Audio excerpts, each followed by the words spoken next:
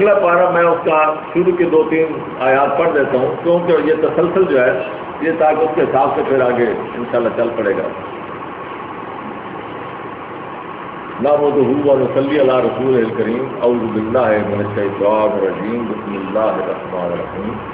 وَكَذَلِكَ جَعَلْنَاكُمْ أُمَّةً وَسَطًا لِتَكُونُوا شُهَدَاءَ عَلَى النَّاسِ وَيَكُونَ الرَّسُولُ عَلَيْكُمْ شَهِيدًا وَمَا جَعَلْنَا الْقِبْلَةَ الَّتِي كُنْتَ عَلَيْهَا إِلَّا لِنَعْلَمَ مَن يَتَّبِعُ الرَّسُولَ مِمَّن يَنقَلِبُ عَلَىٰ عَقِبَيْهِ وَإِن كَانَتْ لَكَبِيرَةً إِلَّا عَلَى الَّذِينَ هَدَى اللَّهُ وَمَا كَانَ اللَّهُ لِيُضِيعَ إِيمَانَكُمْ إِنَّ اللَّهَ بِالنَّاسِ لَرَءُوفٌ رَحِيمٌ۔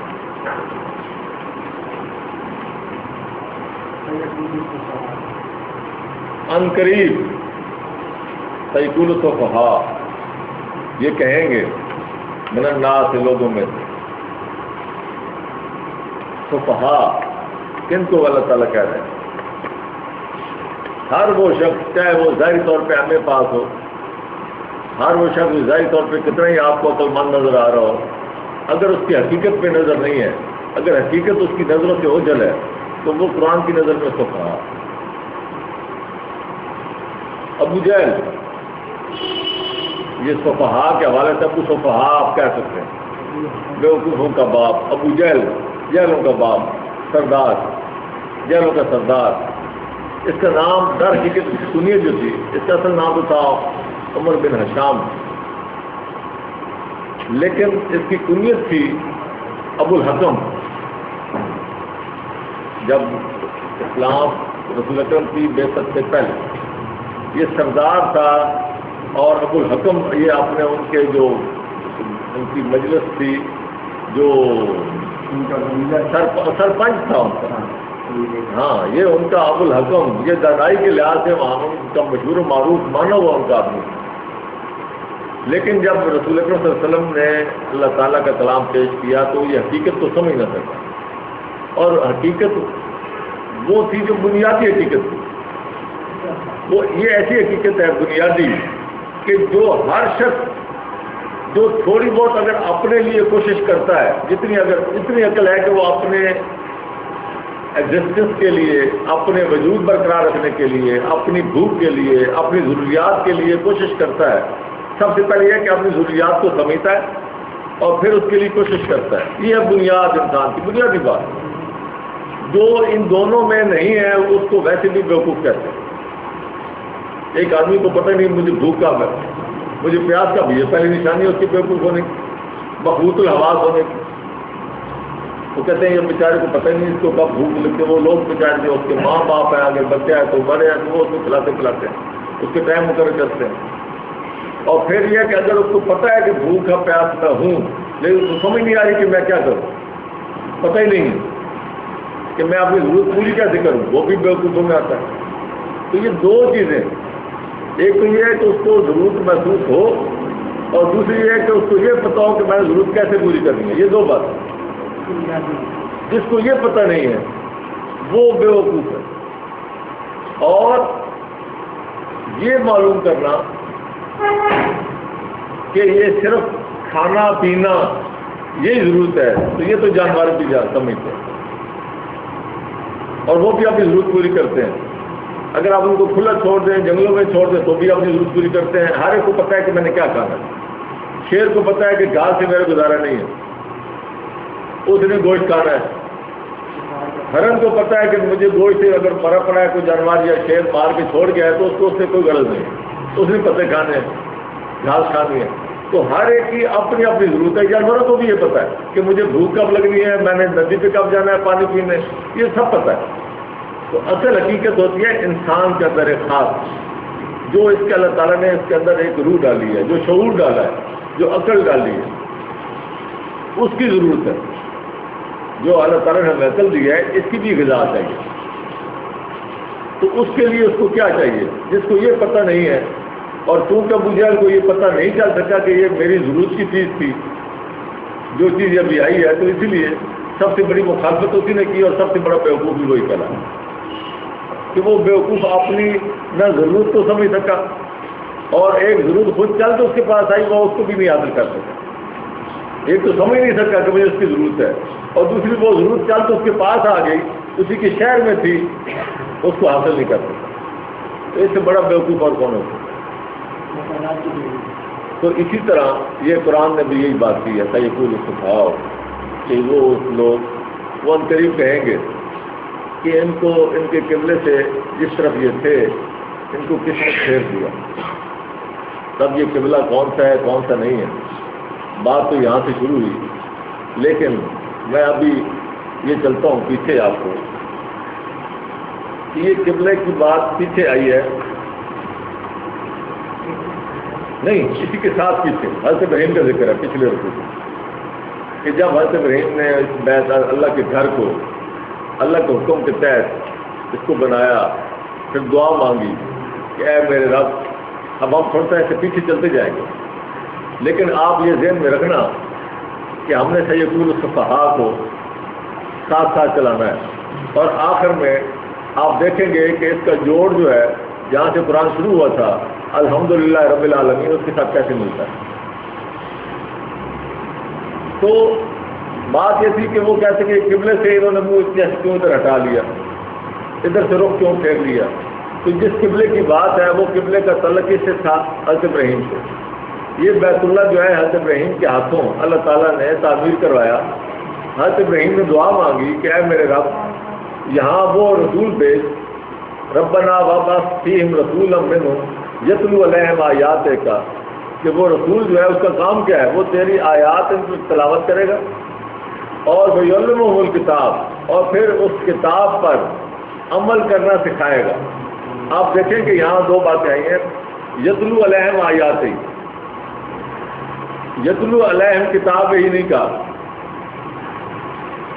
فرق ہے. اور آگے فرمائی ویعلمہم الکتاب، اور کتاب پر عمل کرنا سکھائے گا. وہاں یہ نہیں کہا کہ یعلم الآیات. بڑی اہم بات ہے یہ، اس لیے اہم ہے کہ یتلو علیہم آیات، آیات آ رہی ہیں ایک ایک، دو دو، تین تین، چار چار، تو آپ اپنے پاس سنبھالے نہیں رکھیں گے. جیسے جیسے آتی گئی ایسے ایسے تلاوت ہوتی گئی، اور پھر جو تلاوت ہوتی گئی پھر وہ ساتھ ساتھ جڑتی گئی، ساتھ ساتھ جڑتی گئی، یعنی پہنچائی پہلے جوڑی بعد میں. یتلو علیہم آیات، اللہ تعالیٰ نے رسول اکرم سے فرمایا یا ایھا رسول بلغ ما انزل الیک، جو اے نبی جو تمہارے اوپر نازل ہوا ہے اس کو پہنچا دو فوراً. بلغ، تو آپ کو اگر ایت آئی ہے تو آپ نے اس کو اپنے پاس نہیں رکھا. تو یہ علم غیب تھا جب تک نہیں آئی تھی، آپ کو مل گئی تو آپ نے آگے امت تک پہنچا دی. تو امت جو ہے یا صحابہ جو تھے وہ بھی اتنے ہی اس کے جاننے والے بن گئے جتنے کے رسول اکرم تھے. تو جتنا علم غیب آپ کے پاس تھا وہ آپ نے آگے دے دیا. وما ہوا علی الغیب بضنین، کہ یہ غیب پر وہ اس کو کنجوسی سے رکھنے والا نہیں ہے. یہ اللہ تعالیٰ کی آیات جو ہیں یہ انسان کے لیے علم غیب تھی. انسان کو کیا پتہ چلا تعالیٰ نے کیا نازل کرنا ہے. جب آ گئی تو امانت ہے، اور امانت کو فوراً آگے پہنچانا ہے. بلغ ما انزل الیک، اور اس کے بعد پھر اس کو اکٹھا کیا. اکٹھے جب کیا تو وہ کیا بن گئی؟ کتاب. اب اس پر عمل کرنا ہے، اب اس پر عمل کرنا ہے. یعنی اقیموا الصلاۃ ایت آئی پہلے بتا دی، اب وہ کتاب کا حصہ بن گئی. اب جب اقیموا الصلاۃ کر کے دکھایا تو یعلم الکتاب ہو گیا. اب میری بات سمجھے تو اس کا مطلب کیا ہوا کہ یہ قرآن ساتھ ساتھ اکٹھا ہوتا رہا، کتاب بنتی رہی. اور یہ جب بنتی رہی تو آخری جب آیت آئی تو اس وقت کتاب مکمل ہو گئی. اور رسول اکرم صلی اللہ علیہ وسلم اپنی زندگی میں مکمل کتاب دے کے گئے ہیں.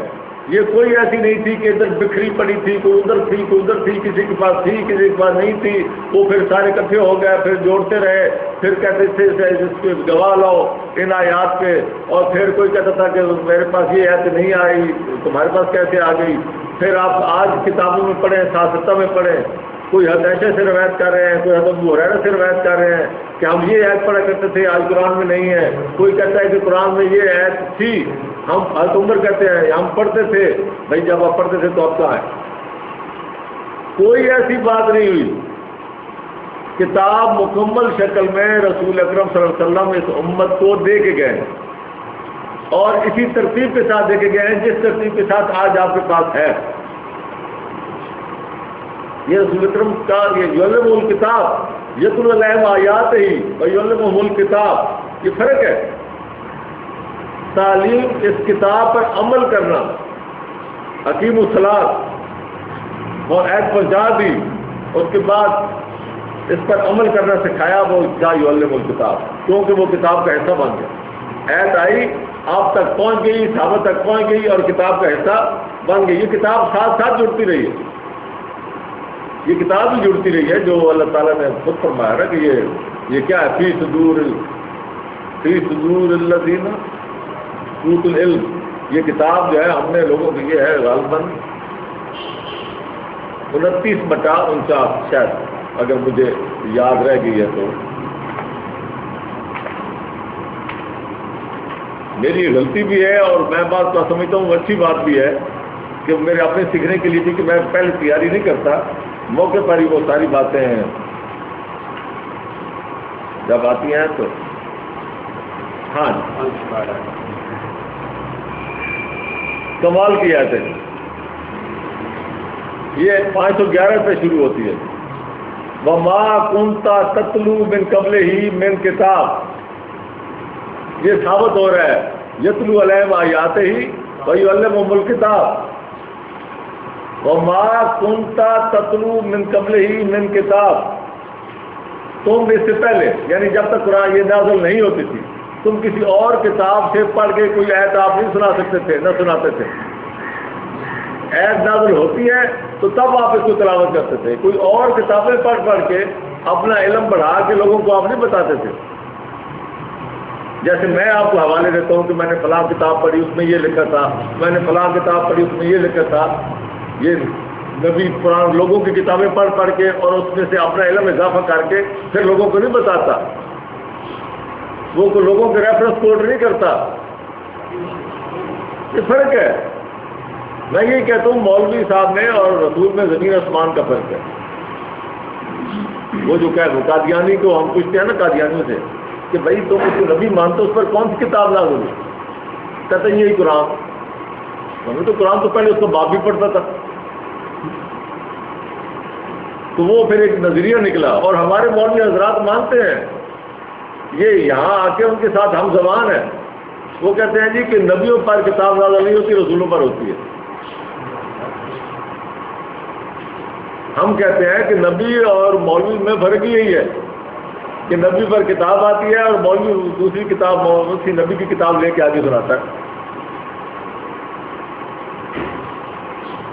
ما كنت تتلو من قبلہ من کتاب، آپ اس سے پہلے کوئی کسی کتاب کا نہ حوالہ دے کے نہ کوئی تلاوت نہیں کرتے تھے، یعنی جو وہی آتی تھی اسی کی تلاوت ہوتی تھی۔ ولا تخطہ بیمینک، اور نہ آپ اس آیت کو لکھتے تھے اپنے ہاتھوں سے، یعنی دوسری کتابوں سے کوئی حوالہ کوٹ کرنے کے لیے آپ اپنی کتاب جو وہی آتی تھی اسی کو لکھتے تھے۔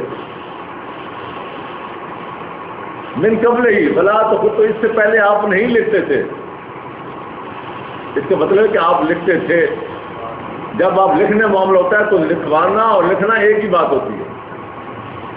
میں اگر اپنے لیے کوئی چیز لکھوا رہا ہوں تو میرے ہی کہا جائے گا کہ میں نے لکھا۔ یہ جو صدر صاحب کہتے ہیں نا کہ صدر صاحب نے فلاں کو خط لکھا، تو صدر صاحب خود نہیں لکھتے نہ، کیونکہ ان کے کہنے پہ لکھا جاتا ہے تو انہیں کا ہوتا ہے جی، جس کا بھی ہے۔ ولا تخطہ بیمینک کا، اور نہ آپ ہاتھوں سے لکھتے تھے، یعنی جب تک وہی نہیں آتی تھی تو وہی کیا ہے، پہلے تتلو پہلے آپ تطلو کرتے تھے اور اس کے بعد کیا ہوتا تھا، اس کو لکھتے تھے. یہ سیکوینس ہے. تو آپ ساتھ ساتھ لکھتے رہے. اذل لرتاب المبطلون. اگر ایسی بات نہ ہوتی، آپ لوگوں کے حوالے لیتے، دوسری کتابیں پڑھتے، ان کے حوالے دیتے اور ان کے حوالے کوٹ کرتے، وہی لکھتے، تو یہ جو باطل لوگ ہیں، باطل پھیلانے والے، ہر چیز میں باطل تلاش کرنے والے، یہ پھر ضرور اس میں شک کرتے. بل ہوا آیات بینات، بلکہ یہ اب آیات جو ہیں یہ بینات ہیں فی صدور الذین اوتوا العلم. ادھر کتاب لکھی جا رہی ہے اور ادھر یہ لوگوں کے سینوں میں محفوظ ہو رہا ہے. جن کو یہ علم دیا جا رہا ہے، یہ قرآن، یہ ان کے سینوں میں محفوظ ہے. وما یجحد بآیاتنا الا الظالمون. اور ہماری آیات کے ساتھ وہی جھگڑا کرتے ہیں. کس قسم کا جھگڑا؟ یہ پہلے موجود ہی نہیں تھی، یہ لکھا ہوا نہیں تھا، یہ بکھرا ہوا تھا، یہ وہ اسی بنیاد میں تو کچھ کہتے ہیں کہ جی وہ 40 پارے تھے. ہمارے ایک وزیر صاحب نے بیان دیا تھا 40 پاروں کا. ذہن ان کا ٹھیک ہے بات، وہ کہتے تھے میرا مطلب یہ نہیں تھا. وہ بات بھی ایسی ہے، وہ کچھ 40 پارے نہیں مانتے، 30 ہی مانتے، لیکن ذہن میں وہ روایتیں بیٹھی ہیں نا، وہ اثرات ہیں. 40 پارے سنے ہوئے ہیں کہ جی 10 پارے حضرت عثمان کی بکریاں کھا گئی، کیونکہ وہ پتوں پہ لکھے ہوئے تھے، تو پتے سے بکری نے کھانے. قرآن اس طرح نہیں تھا. انہیں بنیاد پر کہتے ہیں جی وہ غلط روایات ہے. بھائی تم روایات کی بنیاد پہ قرآن کو لیتے کیوں ہو؟ قرآن بذات خود ایک اپنا وجود رکھتا ہے. میں اپنا وجود دکھانے کے لیے مجھے روایتوں کی ضرورت نہیں ہے کہ میرے بارے میں کوئی روایات بیان کرے کہ یہ لڑکا جو ہے میں اس کو پہچانتا ہوں، یہ فلاں جگہ پیدا ہوا، فلاں جگہ ہوا، یہ اتنا پلا اتنا پڑا، ان فلاں، پھر اس نے بیان کیا. میرا وجود ہے، میں خود ثابت کر رہا ہوں اپنا وجود. قرآن اپنا وجود رکھتا ہے، یہ ثابت شدہ ہے، یہ کسی راوی کا محتاج ہی نہیں ہے. آپ نے اس کو راوی کا محتاج کر دیا کہ اس کو فلاں نے لکھا، فلاں نے لکھا، فلاں کے پاس ایت نہیں تھی، وہ 2 گواہ مانگے گئے. ایک ایت تھی جس کے بارے میں صرف ایک گواہ تھا، ایک ایت ایسی تھی جو صرف ایک صحابی کے پاس تھی.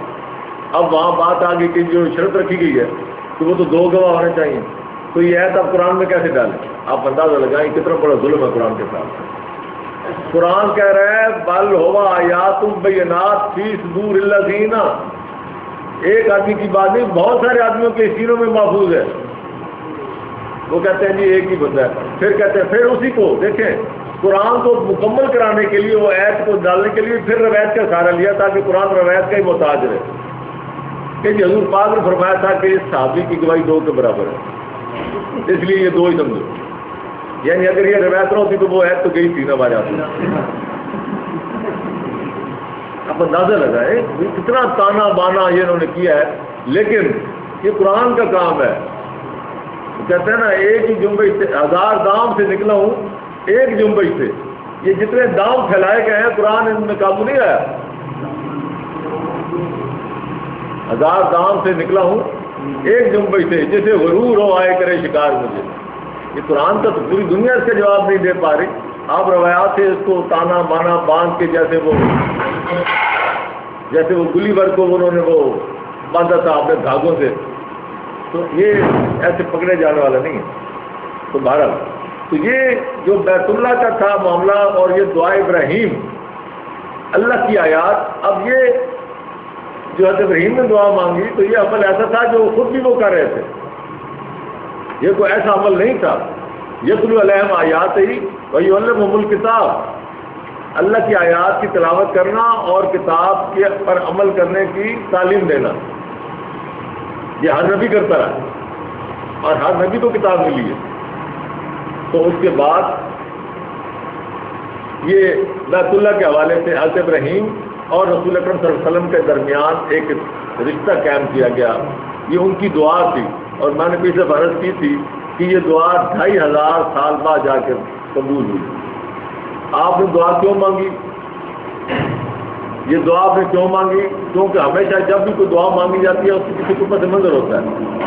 آپ کوئی بھی دعا مانگ ہی نہیں سکتے جب تک آپ کے ذہن میں کوئی اس کا پس منظر نہ ہو، یا کوئی آپ کی ضرورت نہ ہو، یا آپ کے سامنے کوئی پیش منظر نہ ہو. پس منظر بھی ہو اور پیش منظر بھی ہو. آپ کہیں جا رہے ہو، کوئی چیز آپ کو درپیش ہو، پھر آپ دعا مانگیں کہ یا اللہ خیر سے پہنچا۔ آپ کے پیچھے کوئی پس منظر ہو کہ آپ کہیں جا رہے ہیں اور پیچھے کوئی اور لوگوں کی آپ کو خبر ملی ہے کہ وہاں کو حالات ٹھیک نہیں، آپ دعا مانگیں کہ یا اللہ ہمیں خیریت سے رکھ۔ تو یہ پورا ایک ہوتا ہے معاملہ، اس کے بعد دعا ہوتی ہے۔ کوئی ضرورت تو ہوتی ہے انسان کو، تب دعا مانگتا ہے۔ تو دعا کا وجہ یہ تھی، میں نے عرض کیا کہ وہ تھا دور نبوت۔ اللہ تعالیٰ نے تمام انبیاء کو بتا دیا تھا، تمام انبیاء کو باری باری، کہ یہ دور نبوت جو ہے یہ ایک دن ختم ہو جانا ہے۔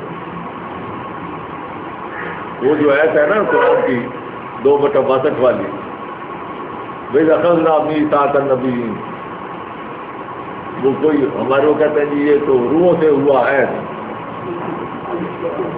وہ کہتے ہیں روحوں سے عہد لیا۔ اللہ تعالیٰ فرماتا ہے کہ ہم نے تمام نبیوں کے ذریعے ہر امت سے عہد لیا ہے، نبیوں کے ذریعے یہ عہد ہوتا لگا آ رہا ہے۔ ہر نبی نے اپنی امت کو یہ بتایا ہے کہ یہ دور نبوت میں ایک دن ختم ہونا ہے اور ایک آخری نبی آئے گا۔ صاف ظاہر ہے جب دور نبوت کا خاتمہ ہونا ہے تو آخر ایک نبی نے آ کر ہونا ہے۔ تو حضرت ابراہیم نے دعا مانگی تھی اس طرح کہ یہ دور نبوت کا ایک دن خاتمہ ہونا ہے۔ تو ان کا مطلب یہ نہیں تھا، آپ نے کہا تھا کہ کیونکہ یہاں نبوت شروع ہوئی ہے، حضرت ابراہیم نے ان کی اولاد نے شروع کیا کام نبوت کا، تو انہوں نے دعا مانگی کہ یا اللہ یہ دور نبوت کا جو خاتمہ ہونا ہے اسی سلسلے میں یہاں بھی ایک نبی ایسا بھیج جو ہمارے بعد جب ہم نہیں ہوں گے تو کوئی نبی یہاں آئے جو یہ سارا کام کرے۔ تو اللہ تعالیٰ نے اس دعا کو 2500 سال بعد جا کے قبول فرمایا۔ ہماری دعا تو 5 منٹ میں تو وہ نہ ہو قبول، تو ہم مایوس ہو جاتے ہیں۔ دعاؤں کا ایک اثر ہوتا ہے، آپ ایک دعا مانگتے ہیں، اگر ظاہری طور پہ آپ کو نظر نہیں آ رہی تو آپ یہ مت سمجھیں کہ وہ قبول نہیں ہوئی۔ کوئی دعا ممکن ہی نہیں ہے، اللہ تعالیٰ کی سنت یہی ہے کہ ہر دعا قبول ہوتی ہے۔ کوئی آدمی یہ نہ کہے کہ میری دعا قبول نہیں ہوتی، یہ سب سے بڑی ناشکری ہے اور سب سے بڑی اللہ تعالیٰ پر عدم اعتماد ہے۔ کوئی دعا ایسی نہیں ہے جو قبول نہ ہو۔ میں آپ کو بتاتا ہوں، یہ رسول اکرم صلی اللہ علیہ وسلم کی حدیث مبارک ہے۔ حضور پاک نے فرمایا کہ لوگوں کی جو دعائیں قبول نہیں ہوتی ان کا اجر اتنا ہوتا ہے کہ جب قیامت میں ان کو اجر ملے گا تو وہ رش کریں گے، وہ یہ پچھتائیں گے کہ کاش ہماری دعائیں جو قبول ہوگی وہ بھی نہ ہوتی، اور یہی اجر جو ہمیں ملا ہے اسی اجر کے ساتھ وہ ملتی ہے۔ کیونکہ جب ہم دعا مانگتے ہیں تو در حقیقت دعا جو ہے، میں کئی دفعہ کہہ چکا ہوں، یہ 5-6 چیزیں آپ ایٹ اے ٹائم وہ آپ مان رہے ہوتے ہیں۔ سب سے پہلے آپ یہ مانتے ہیں کہ یہ میرے بس سے باہر ہے، آپ اپنی عاجزی کا اظہار کرتے ہیں۔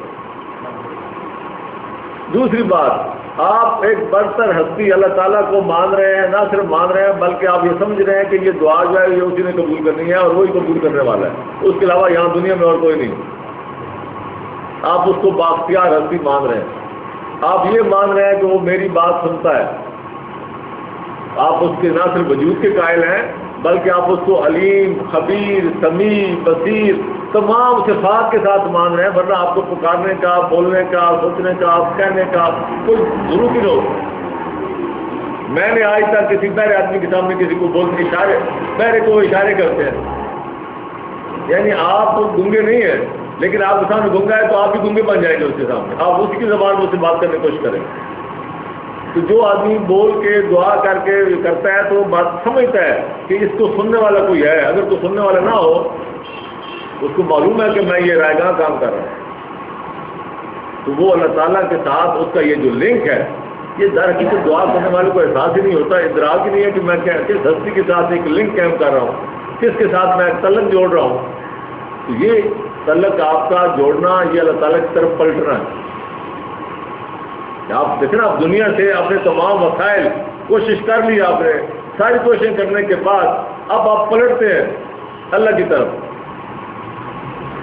تو جب آپ اللہ کی طرف پلٹتے ہیں تو پھر اللہ تعالیٰ بھی فتح والا ہے، پھر اللہ بھی آپ کی طرف متوجہ ہوتا ہے۔ اب آپ دعا کرتے ہیں، اس کے ساتھ آپ لنک بناتے ہیں، مکالمہ کرتے ہیں، اور جو مکالمہ آپ کر رہے ہیں آپ سمجھ رہے ہیں کہ وہ سنتا بھی ہے، وہ جانتا بھی ہے، پھر اس کے ساتھ آپ کیا یہ بھی سمجھتے ہیں کہ جو چیز دعا تو آپ تب کرتے ہیں نا جب آپ کے سامنے کوئی چیز نہ ہو، آپ کی کوششیں برابر نہ ہو رہی ہوں، آپ کے وسائل جواب دے جائیں.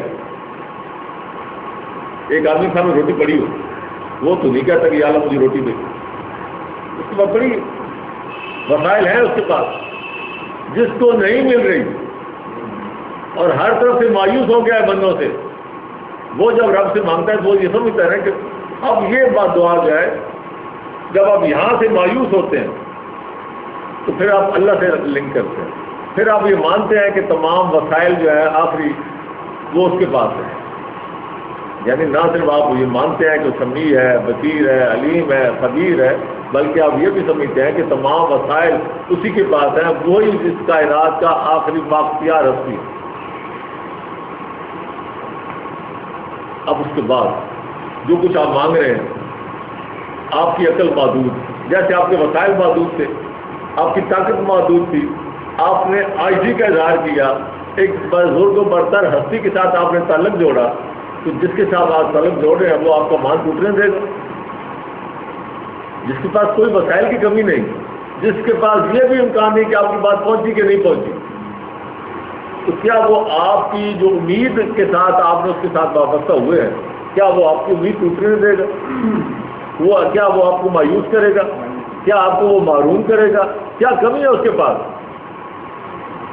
تو جس چیز کے ساتھ، جس توقعات کے ساتھ آپ اس کے ساتھ وابستہ ہوئے ہیں، جتنی گہری توقعات آپ کی ہوں گی، جتنی سچی توقعات آپ کی ہوں گی، اتنے ہی گہرے تعلق کے ساتھ، اتنے ہی سچے تعلق کے ساتھ وہ آپ کو ریسیپروکیٹ کرے گا، آپ کو جواب دے گا، ضائع نہیں جانے دے گا کبھی بھی. ہاں بات اگلی آتی ہے، وہ حکیم ہے، وہ بندوں کے ساتھ رؤوف رحیم ہے. وہ سمجھتا ہے، ایک بندہ مانگتا ہے یا اللہ مجھے ہاتھی دے، وہ سمجھتا ہے یہ بیوقوف، اس کو ہاتھی کی ضرورت نہیں ہے، اس کو ہاتھی خراب کرے گا، یہ اس کی عقل محدود ہے، یہ محدود عقل کے ساتھ مجھ سے مانگ رہا ہے، میں اس کو ہاتھی کے ایکویولنٹ اور ایسی چیزیں دے دوں گا جس سے اس کی سارے کام بہتر طریقے سے ہو جائے، اور ہاتھی اس کو میں اس وقت دوں گا جب یہ ہاتھی پالنے کے قابل ہو جائے گا. یہ فیصلہ وہ کرتا ہے، اور وہ بھی ہماری بہتری کے لیے. اس کو کچھ دیکھیں، ہمارے پاس کچھ مانگنے آتا ہے تو ہم جو جلا جاتے ہیں، ہم کہتے ہیں معاف کر بابا، وجہ ہم اپنے مسائل سوچنے لگ پڑتے ہیں. میری جیب میں پیسے ہیں، میں سوچتا ہوں کہ میں نے ابھی شاپنگ کرنی ہے، میں نے فلاں جگہ جانا ہے، میں نے گاڑی میں پیٹرول ڈلوانا ہے، میں نے 100 روپئے اس کو دے دیا تو میری کھو کمی ہو جائے گی، میری فلاں جگہ کمی ہو جائے گی، پہلے میں اپنا پورا کروں. یہ ساری چیزیں جب میرے سامنے ایک سیکنڈ میں آتی ہیں تو میں جھنجھلاتا ہوں، میں اسے کہتا ہوں معاف کر. اس کے پاس تو کوئی ایسا مسئلہ نہیں ہے، وہ کیوں جھنجھلائے؟ اس میں کمی نہیں ہے، اصل میں ہمارے اندر مسئلہ ہے، ہم اس کو اس حوالے سے نہیں سمجھتے. اس کے پاس کسی طرح آپ جو مرضی مانگیں. اللہ تعالیٰ نے انسان بنائی ہے ایک عجیب طرح کا ہے، یہ اسی کی مشینری بنائی ہے. انسان جو بھی مانگنا چاہے ایسا مانگنے کی کوشش کرے جو ناممکن ہو، کوئی ایسی سوچ ہو ہی نہیں سکتی. جو مرضی کوشش کر لے کہ میں وہ چیز مانگوں جو ناممکن ہو، اللہ کیا ہو ہر چیز ممکن ہے.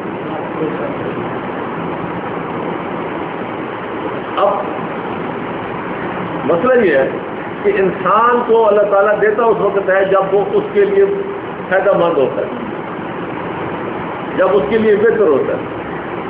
تو اس لیے ہماری گاؤں میں ابھی اس پر بہت ساری بات ہو سکتی ہے، میرے ذہن میں بڑی باتیں آ رہی ہیں، لیکن میں نے پورا سپارے کو کور کرنا ہے. تو انسان کو پہلی بات اللہ تعالیٰ کے ساتھ بڑے جوش خروش اور ایک ہمدرد اور شفیق ہستی کی طرح یہ تعلق قائم کرنا چاہیے، یہ جانتے ہوئے اللہ تعالیٰ کو. اور اس حوالے سے نا امیدی مایوسی کا قطعاً کوئی تصور ہی نہیں ہونا چاہیے. تو آپ کی دعا جو ہے وہ اللہ تعالیٰ کے ہاں محفوظ ہوتی ہے، اور وہ وہاں ملٹیپلائی ہو رہی ہوتی ہے جب تک قبول نہیں ہوتی. اگر آپ کی دعا ساری زندگی قبول نہیں ہوئی تو یو آر لکی. وجہ آپ کو اللہ تعالیٰ کی شفقت، اللہ تعالیٰ کی مہربانی، اللہ تعالیٰ کی رحیمیت کی ضرورت ہے. کب ضرورت ہے یہ آگے بات کریں گے، کیونکہ یہ بات وہیں جا کے پہنچنی ہے. تو حضرت ابراہیم کی بات کی گئی. حضرت ابراہیم سے پیچھے پھر ہمیں بتایا گیا کہ پہلی قومیں بنی اسرائیل جو ہماری ہمسایہ قوم، ہم سے پہلے بنی اسرائیل ہی تھے جو الہامی کتاب کے مالک تھے، ان کی بات کی گئی، ان کی خامیاں بتائی گئی کہ انہوں نے کہاں جا کے ٹھوکر کھائی. تو جہاں جہاں سے انہوں نے ٹھوکر کھائی ہے وہ اسی وجہ سے ٹھوکر کھائی ہے کہ انہوں نے دین میں اپنی مرضی کی باتیں بنا لی، دین میں اپنی مرضی کے رسوم و رواج بنا لیے. اور رسوم و رواج ایسے نہیں چلتے، رسوم و رواج کے پیچھے اپنے انبیاء کے نام پہ روایتیں گھڑ لی. یہ میں بڑی ذمہ داری سے بات کرتا ہوں. انبیاء کے نام پہ روایتیں گھڑی گئیں. قرآن خود بتاتا ہے وَلَئِن اتَّبَعْتَ مِن بَعْدِ مَا جَاءَكَ مِنَ الْعِلْمِ وَلَئِن اتَّبَعْتَ أَهْوَاءَهُمْ. یہ آیت نمبر 120. جو لوگ پیروی کرتے ہیں ان کی خواہشات کی، بعد الذی جاءک من العلم، جبکہ اب یہ العلم، یہ قرآن تمہارے پاس آ گیا. تو قرآن جو ہے یہ پچھلے تمام رسوم و رواج جو آباء و اجداد سے چل رہے ہیں ان کو مٹاتا ہے. یہی بات ہے نا، اس میں اور کیا بات. آیت نمبر 130 میں وَلَن تَرْضَ عَنْكَ الْيَهُودُ، تم سے یہود کبھی راضی نہیں ہوں گے، وَلَا النَّصَارَىٰ، اور نہ نصارہ راضی ہوں گے، حَتَّىٰ تَتَّبِعَ مِلَّتَهُمْ، جب تک آپ ان کی رسوم و رواج کی، ان کے طریقوں کی پیروی نہ کریں. جیسے آج ہمارا کوئی فرقہ دوسرے فرقے سے راضی نہیں ہے، جب تک یہ ان کے پیچھے نہ چلیں، ان کے مطابق نہ چلیں. کوئی رفع یدین کرنے والا اس سے راضی کبھی بھی نہیں ہوگا جو رفع یدین نہیں کرتا. جو دوسرے لوگ ہیں ہر طرح کے اپنے اپنے حساب سے، وہ ایک دوسرے سے کبھی بھی راضی کرتے جب تک وہ کہتے ہیں کہ ہمارے رنگ میں نہ رنگ ہے. تو وہ یہی بات اس سے پہلے تھی. تو اللہ تعالیٰ نے فرمایا کہ یہ اگر تم نے آوا، ان کی آوا کی، اب یہ ہمارے فرقوں میں جتنے آئی ہیں تبدیلیاں یا جتنی نئی چیزیں ایجاد ہوئی ہیں ان کے پیچھے روایات ہے نا، جو بھی ہے ان کے پیچھے روایات ہے، ان کی بنیاد ہے. تو اللہ تعالیٰ فرماتے ہیں کہ یہ قرآن آ جانے کے بعد آپ اگر ان کے رسوم و رواج کے پیچھے چلے، ما لک من اللہ من ولی ولا نصیر، تو قیامت کے دن اور دنیا میں بھی کوئی تمہارا نہ کوئی مددگار ہوگا، نہ کوئی بچانے والا ہوگا، کوئی کسی طرح کا. ولی وہ ہوتے ہیں جو مشکل وقت میں کام آئے، نصیر وہ ہیں جو آپ کے لیے اسباب پیدا کرے مدد کے. کچھ بھی نہیں آپ کے لیے، کہیں سے مدد نہیں مل سکے. یہی بات قرآن اگر ان کے لیے یہ کہتا ہے، قرآن اگر ان کی رسوم و رواج کو ریجیکٹ کرتا ہے اور اپنی بات کو سامنے لاتا ہے، تو آج قرآن ایسا کام کیوں نہیں کر سکتا. یہ ہمیں بتایا کیوں گیا ہے کہ وہ کہاں کہاں سے ٹھوکر کھائی ہوئی. قرآن خود بتاتا ہے کہ حضرت یعقوب نے اپنے مقصد کے لیے، ان کی اپنی ضرورت تھی، انہوں نے اونٹ کا گوشت نہیں کھایا. اللہ تعالیٰ کہتا ہے کہ انہوں نے اپنے اوپر حرام قرار دے لیا. کیا سمجھ کر، ذرا ایمانداری سے سمجھے کہ حضرت یعقوب نے اونٹ کا گوشت نہیں کھایا، قرآن مانتا ہے کہ انہوں نے نہیں کھایا. ذرا بات سمجھے. تو یہ سنت رسول ہوگی نا، انہوں نے اسی چیز کو لے لیا، یہ چیز انہوں نے لی. قرآن کہتا ہے فاتوا بالتوراۃ، اللہ کہتا ہے میں نے حرام نہیں کیا، تم لاؤ تورات لاؤ، تمہاری کتاب میں لکھا ہوا ہے کہ کوئی حرام ہے اونٹ کا. تو آج رسول کے نام سے منسوب کوئی بات کی جائے تو ہمیں بھی فاتوا بالقرآن، قرآن لانا چاہیے. بات آپ نے رسول اکرم کی اپنی بات ہوگی. رسول اکرم کو کدو پسند سے روایت میں آتا ہے، یہ سنت تو نہیں ہے. ہمیں کہا جاتا ہے، خود نہیں کہتے. تو یہ حقیقت یہ ہے کہ ہر ایک اپنا اپنا کام ہے، اپنی اپنی جگہ ہے. سنت اور چیز ہے، سنت یہ چیز نہیں ہے رسول اکرم کا اپنے گھر کے اندر اپنی بیویوں کے ساتھ، اب ان کی بیویوں کے بارے میں ان کا رویہ کسی کا کچھ کسی کا کچھ، آپ کی بیوی کا رویہ آپ کے ساتھ کچھ اور، ان کے ساتھ جو معاملہ تھا ان کے رویے کی بنیاد پہ تھا، آپ کا اپنی بیوی کا رویہ اس کی بنیاد پہ ہے، یہ سنت سے کیا سمجھ؟ کوئی اس میں مسئلہ نہیں۔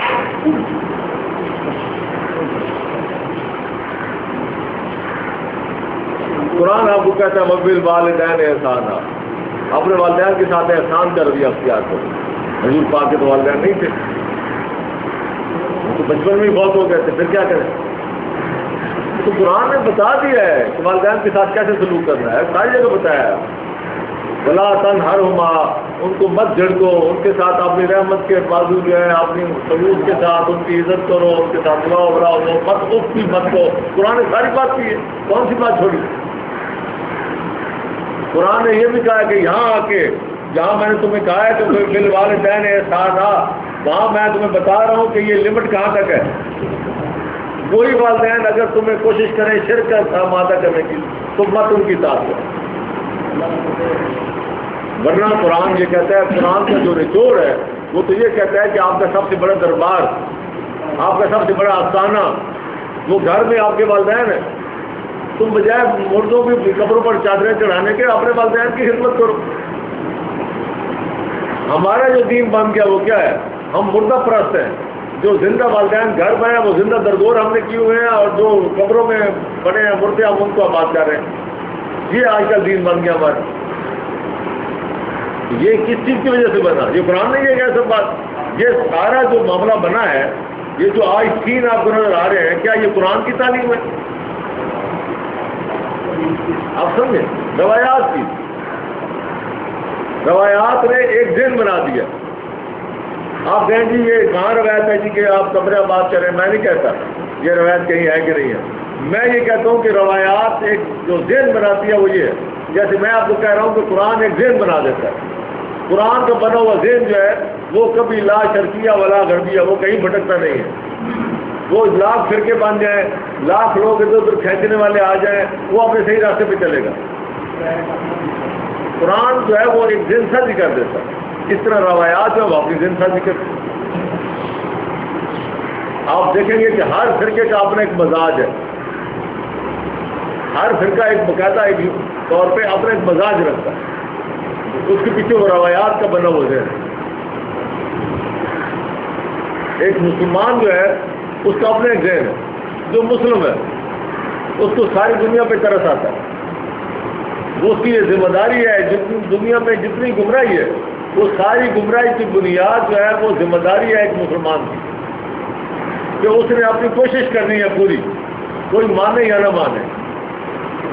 یہ اگلی ہے جو آگے میں چھوڑ کے آیا ہوں، جہاں میں نے پڑھا ہے سید المصطفیٰ، وہاں آگے یہی بات ہے کہ تم کیا ہو، ہم نے تمہیں بنایا ہے پوری امت کے لیے، پوری انسانوں کے لیے گواہ، واسط اللہ تکون شہداء علی الناس، ہم شہداء علی الناس ہیں۔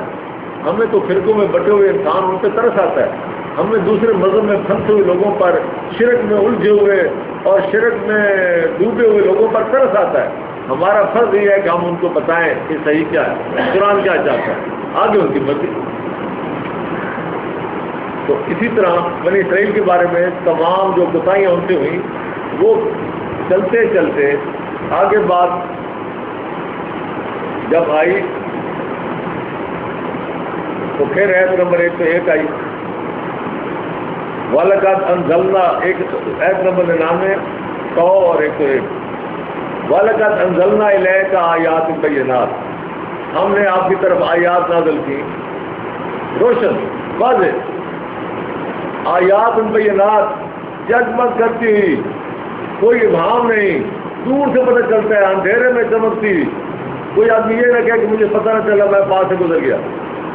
آیات، اللہ تعالیٰ کی آیات اتنی روشن ہے، اپنے معنی میں اتنے واضح ہیں اور انسان کو سمجھانے میں اتنی بھرپور ہے، اس کو کہتے ہیں آیات بینات۔ وما یکفر بہا، ان کا انکار صرف وہی کر سکتا ہے الا الفاسقون، جو حدود سے باہر نکلنے والا، حدود شکر آدمی، صرف وہ جس کے اندر اپنی کوئی میلافائٹ کوئی اس طرح کی چیزیں ہوں، اپنے کو اس کے خواہشات ہوں، جو اپنی فرقوں کی کشش ہو، تعصب ہو، اس کے علاوہ جو غیر متصب بندہ وہ ان کو اگنور نہیں کر سکتا. یہ اللہ تعالیٰ کا دعویٰ. آوا کلما عاہدوا عہدا نبذہ فریق منہم. ان لوگوں سے یہ قرآن اللہ کی آیات جو ہے یہ تمام کتاب اللہ، ہر نبی پر جو آئی ہے کتاب وہ کتاب اللہ ہے. ہمیشہ یہی عہد لیا جاتا رہا شروع سے ہی کہ بھائی اس کے ساتھ لگے رہو. اللہ زینا یمسکون بالکتاب، جو اس کتاب کے ساتھ چمٹ جاتے ہیں. تو یہ تمسک بالقرآن کا عہد ہر ایک سے لیا جاتا رہا، لیکن ہر دفعہ ایسا ہوا ہے کہ لوگوں نے اس کو پیٹ پیچھے پھینک دیا. یہ اللہ تعالیٰ نے ایک بات کر دی، پوری ہسٹری ایک فکرے میں بیان کر دی کہ ایسے ہی ہوا کہ ہمیشہ ایک فریق اس میں ایسا نکلتے ہیں، لوگ ایسے نکلتے ہیں، گروہ ایسے نکلتے ہیں. یہ فریق فرقے سے نکلا ہے، فریق فرقے سے نکلا ہے. یہ گروہ ایسے بنتے رہے ہیں، ایسے فرقے بنتے رہے ہیں جو اس کو پیٹ پیچھے رکھتے رہے. نبذہ فریق منہم، یہ لاپرواہی کرنا ہے، اس سے انکار نہیں کرتے. نبذہ مطلب انکار نہیں ہوتا، لاپرواہی کرنا، اس کو وہ اہمیت نہ دینا، دوسری چیزوں کو اہمیت زیادہ دے دینا، یہ ہے نبذہ. کہ اس کی جو اہمیت ہم نے بیان کی تھی، ہم نے کہا تھا کہ وَإِنَّهُ لَكِتَابٌ عَزِيزٌ لَا يَأْتِيهِ الْبَاطِلُ مِن بَيْنِ يَدَيْهِ مِنْ خَلْفِهِ تَنزِيلٌ مِنَ الْعَزِيزِ الْحَكِيمِ. کہ یہ قرآن جو ہے یہ کتاب عزیز ہے، یہ سب پہ غالب کتاب ہے، اس کو غالب رکھا ہی نہیں. اس نے خود تو حملہ نہیں کرنا نا تلوار اپنے اندر سے نکال کے کسی کو. یہ تو آپ نے کر دیکھنا ہے کہ یہ آپ کے کیا کام آ سکتی ہے، اس کی اہمیت کیا ہے. اس نے بتا دیا آپ کو کہ میری کیا اہمیت ہے، کہ آپ کی مرضی. تو اگر آپ فرقوں میں چلے گئے، فریق بن گئے، تو پھر آپ اس کی نزدیک کو اہمیت نہیں رہے گی. کیوں کہ اگر اس کی اہمیت ہوتی تو آپ فرقہ ہی نہ بناتے، آپ فریق ہی نہ بنتے. بل اکثرہم لا یؤمنون. در حقیقت ان کا یہ جو رویہ ہے اس پر ان کا صحیح ایمان ہی نہیں. جب ایک آدمی بانگ دول کہتے ہیں کہ ہم جو ہے قرآن کو حدیث سے سمجھیں گے، قرآن سمجھ آتا ہی نہیں بغیر حدیث کے، اس کا مطلب ہے کہ قرآن پہ وہ ایمان نہیں ہے جس طرح دوسری طرف ہے. ہاں ساگر، یہ تو بالکل کلیئر بات. ہم کہتے ہیں کہ ہم ہر حدیث کو سمجھیں گے قرآن کے ذریعے، انکار ہمارا بھی نہیں حدیث سے. یہ بات ذرا سمجھنے والی ہے، یہ غلط فہمی پیدا ہو جاتی ہے. فرق یہ ہے، ایک طبقہ کہتا ہے کہ ہم قرآن کو سمجھیں گے حدیث سے. اس کا مطلب یہ ہے کہ ان کے نزدیک حدیث جو ہے وہ لا ریب ہے، اور اس کی بنیاد پہ ہم نے قرآن کو سمجھنا ہے. ہم کہتے ہیں کہ ہم قرآن سے سمجھیں گے حدیث کو، کیونکہ قرآن ہمارے نزدیک لا ریب ہے، اور جو یہ سمجھائے گا اس کو ہم لیتے جائیں گے، باقی کو چھوڑتے جائیں گے. یہ فرق ہے. میری جتنی باتیں اب ہیں آئندہ ہیں جو پہلے ہوئی ہیں اس کو اسی طرح نظر میں رکھیں. ایسے ہی ہوتا ہے. اور جو آدمی یہ کہتا ہے کہ ہم نے روایات کی بنیاد، سچ بات میں آپ کو ایک بار بات کہوں، حدیث نام کی کوئی چیز آج وجود نہیں رکھتی. یہ نام ہے ہمارا دیا ہوا، یہ در حقیقت روایات ہیں، راوی ہے ان میں. یعنی میری رسول اکرم کی کوئی بات ڈائریکٹ نہیں ہے، وہ روایت بیان کی کسی نے، اس سے آگے کسی نے، اس سے کسی نے، تو یہ ان فلاں یہ ساری روایات ہیں. تو در حقیقت آج کا جو فرقوں کا دین ہے وہ یہ ہے کہ ہم روایات کی بنیاد پہ سمجھیں گے قرآن کو، اور ہم یہ کہتے ہیں کہ ہم قرآن کی بنیاد پر سمجھیں گے روایات. یہ ہے اصل الحدیث. جزاکم اللہ خیر ڈاکٹر صاحب. تو یہ ہے اصل بات.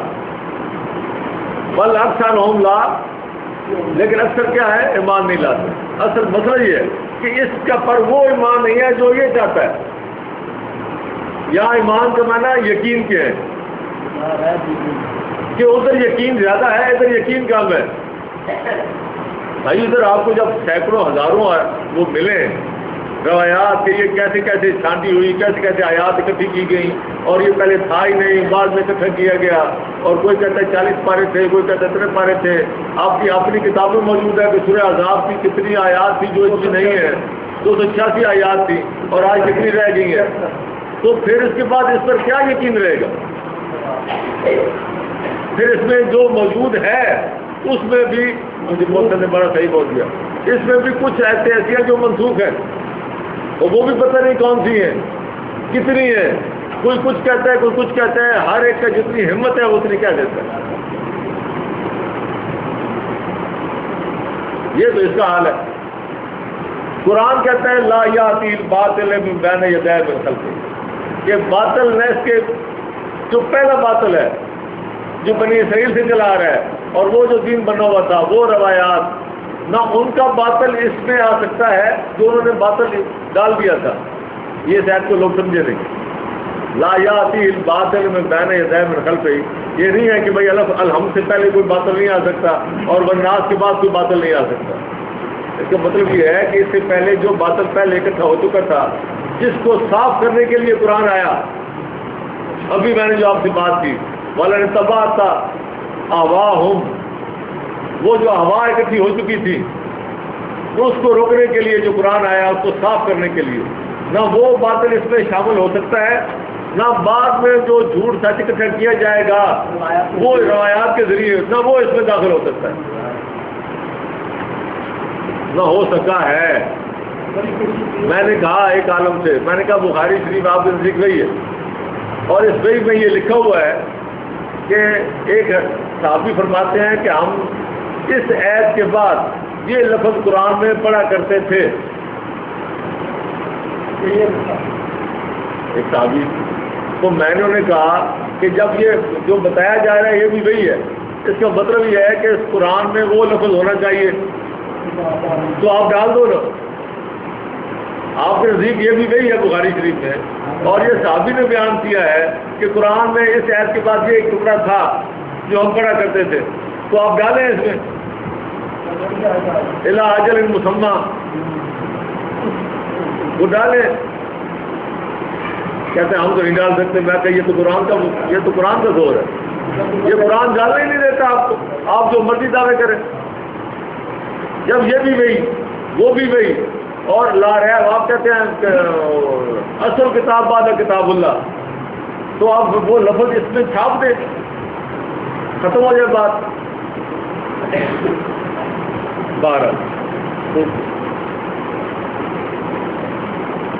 وَلَمَّا جَاءَهُمُ الرَّسُولُ، جب آیت نمبر 101، جب ان کے پاس رسول آیا، من عند اللہ، اللہ کی طرف سے، مصدق لما معہم، جو ان کے پاس ہے اس کی تصدیق کرنے کے لیے۔ میرے پاس سکے ہیں، میں کہتا ہوں میرے پاس سکے ہیں ایک غیر ملک کے، ایک ماہر آئے گا اس ملک کا، وہ مجھے بتائے گا کہ جناب یہ سکہ ہمارے ملک کا ہے، یہ نہیں ہے، یہ ہے، یہ نہیں ہے، وہ چھانٹ کر کے مجھے دے دے گا، وہ مصدق ہوگا۔ یہ وہی آدمی ہے اس ملک سے جو مالک الملک ہے، آپ ذرا سمجھیں، اور وہ وہی گھڑی گئی وہ بھی اسی کی طرف سے جو مالک الملک ہے، کہ جی وہ بھی وہی ہے۔ اب رسول آ گیا اس کی طرف سے، رسول کا مطلب کیا ہے؟ بھیجا کیا؟ اسی نے بھیجا، اسی گورنمنٹ نے، کہ یہ نیچے میرے نام پہ 2 سکے چل رہے ہیں۔ فلما، آپ ذرا سنیں اسی حوالے سے، فلما جاءہم، جب ان کے پاس وہ میرا رسول آ گیا، من عند اللہ، اللہ کی طرف سے، مصدق لما معہم، جو کچھ ان کے پاس تھا وہ سکے سارے وہ وہی کے حوالے سے سارے، تاکہ ان کی تصدیق کرے، تو کیا ہوا؟ نَبَذَ فَرِيقٌ مِّنَ الَّذِينَ أُوتُوا الْكِتَابَ، جو اصل سکے ہم نے ان کو الگ کر کے دیے، انہوں نے اس کو پیٹ پیٹ پھینک دی، توجہ ہی نہیں دی، نبذ، توجہ ہی نہیں دی، لاپرواہی اختیار کی۔ کیوں کہ وہ جو انہوں نے سارے وہ ساتھ گھڑے ہوئے تھے، اپنی کرنسی وہ کھوٹی سی بنتی تھی، تو رسول جب آتا ہے وہ قرآن لاتا ہے تو وہ کھوٹے سکے الگ کر دیتا ہے، تو آج جتنے ہمارے پاس باقی ابھی ہیں تو آپ اس کی بنیاد پہ، اس قرآن کی بنیاد پہ وہ کھوٹے سکے الگ کر سکتے ہیں، یہی ہم کہتے ہیں۔ اور اگر نہیں نکلتے تو اچھی بات ہے۔ ہم جب کہتے ہیں ہمیں تو شوق ہے کہ ہم سارے کھٹے اس کو جو ہے وہ، ہاں سارے کھوٹے تو نہیں کر رہے ہم، لیکن آئے تو صحیح، پہلے مانے تو صحیح کہ یہ قرآن کے ذریعے یہ کام ہو رہا ہے۔ وہ کہتے ہیں نہیں، ان کے ذریعے اس پہ کام کرو۔ یہ بہت بڑا فرق ہے، یہی بہت بڑا فرق ہے، اور سارے فساد کی جڑ یہی ہے۔ کتاب اللہ ہے ورا ظہورہم، یہ اللہ کی کتاب ہے جو انہوں نے اپنے پیٹھ کے پیچھے رکھی ہے۔ وہ پیٹھ پیچھے لٹکا کے چل رہے ہیں، جہاں اس کی ضرورت پڑتی ہے اس کو سامنے کر دیتے ہیں، آگے پیچھے پیٹھ کے پیچھے لے